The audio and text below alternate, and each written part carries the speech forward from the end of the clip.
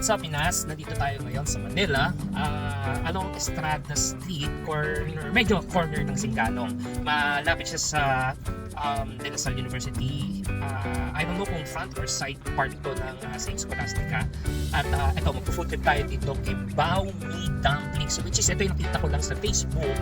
And nakita ko may mga positive reviews. Then, i-check natin talaga kung legit ang kanilang show my dumplings. So, ano pa hinihintay natin? Let's go!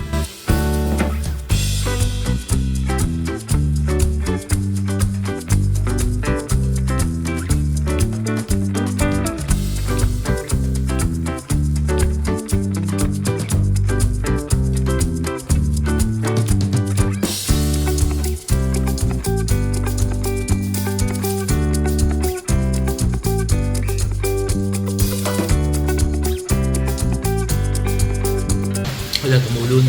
Hindi maraming extender. Wala eh, no? Wala. Yun ang kinagandahan, wala siyang extender. Yun yung nilalasahan ko kung meron o wala eh. Yun, nalasahan ng nanay ko. Wala daw.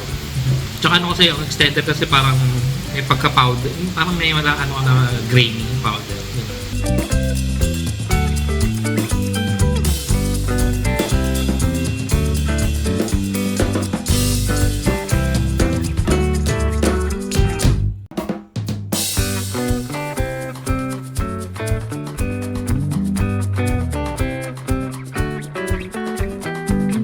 So kung trip nyo, naghahanap kayo ng siomai na ganito, malaki. Meron din silang yung mga tawag dito, yung parang meal, may kanin siya, tapos may gulaman. So sulit naman yung pera nyo dito sa ibabae. Sarap siya. So kung sasabing dito, legit yung siomai, hindi tayo yung pera nyo, na ibabayad nyo. So check nyo yung Facebook page ng Bao Mi Dumplings, or pwede magpa-deliver or pick up. Pwede na rin kayo kumain doon, kaya ang problem, standing siya yung pinaka-table, and kung may dala kang sasakyan, no parking siya at all doon sa area. Pero kung malapit ka dito sa area, dito sa Estrada, almost the corner of Singgalong, side street siya ng Estrada, doon sa may mismong school ng St. Scholastica. Yung makikita nyo agad yung Bao Mi Dumplings. So ito, honest review tayo. Serving time kasi halos kakabukas lang nila na. I don't know kung pag open na sila, kung mabilis. Pero yung sa akin kasi, sinabi sa akin 10 to 15 minutes. Pero yun nga, lesser naman siya yung na-receive ko. I think wala pang 10 minutes nakuha ko na yung order, yung steam, tsaka yung fried siomai. Ngayon, sa serving nila, malaki, nakita nyo. So, sulit siya. Malaki and hindi tinipid sa garlic, and may toppings pa ng tawag dito, yung green onions ba yun, yung leaves niya, leeks, I don't know kung anong tawag doon. Basta yun. Ngayon, sa mismong lasa nung siomai, masasabi ko, thumbs up ako. Yeah, sulit yung lasa niya. As soft kasi ako nilalasahan ko, yung mother ko, narinig nyo naman na wala siyang extender. Yes, sulit na sulit siya, no extender siya, lasa-lasa niya yung pinaka-dumplings, yung meat ng dumplings niya. Which is hindi ko lang alam kung pure pork lang siya or kung may halo siya ng shrimp. Pero sa akin kasi, masarap siya.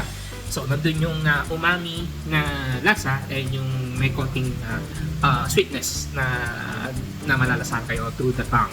Ngayon, yung pinaka-soy sauce niya, yung binuksan ko siya kasi naka-plastic siya. So, kinagat ko. May nalasahan ako ng twist ng ganun din.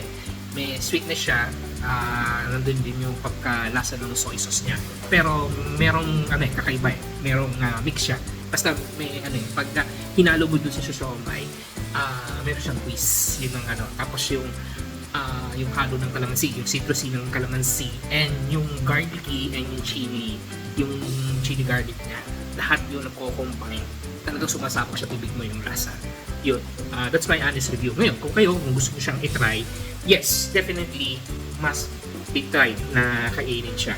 And kung sasabihin ko na babalikan ko siya, yes, definitely, babalikan ko siya, o order ako online, or pick up, or pupuntahan ko siya doon sa Estrada Street, Singgalong sa Manila. So, yun lang guys, and hope na i-try nyo din yung Bao Mi Dumplings. Peace!